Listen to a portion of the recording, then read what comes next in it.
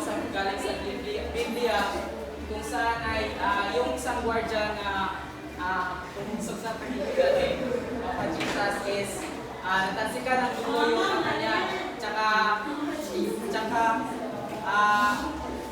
gumaling yung bulag sa kanyang mata, kaya doon ginawa yung Mariones Festival sa Marinduque.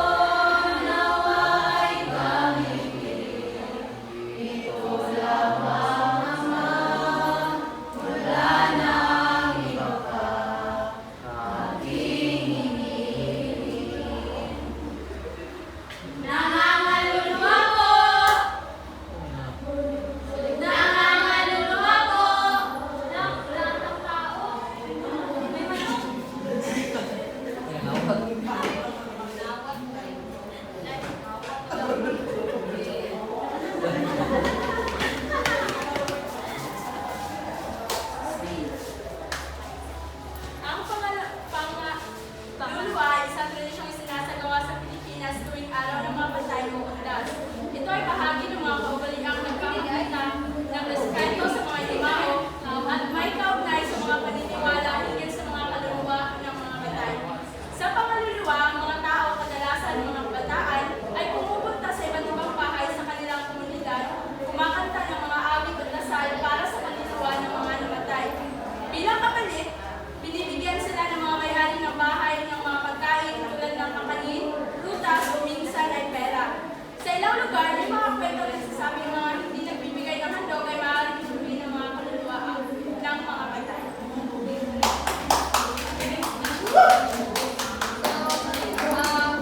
Ang mga kilalang mandudula sa Pilipinas. So, ang dalawa, ang PETAS, Philippine Education Theater Association. So, ito ay nagpapalaganap ng wikang Pilipino, kamulatang sosyal at kulturang atin sa galaw ng lipunang Pilipino. So, itinatag ni Cecil Alvarez noong Abril 7, 1967. So, ang kanilang isa sa sikat na dula ay ang Pamilya ng Bating.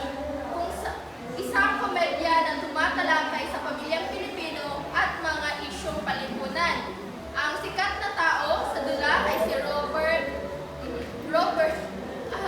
Arevalo, isa sa mga prominenteng artista sa teatro at pelikula sa Pilipinas at kilala sa kanyang kabuluhang pagganap. So, ang pangalawa ay ang Kambayoka. Upang itaguyod ang kultura at sining ng katutubong Pilipino. So,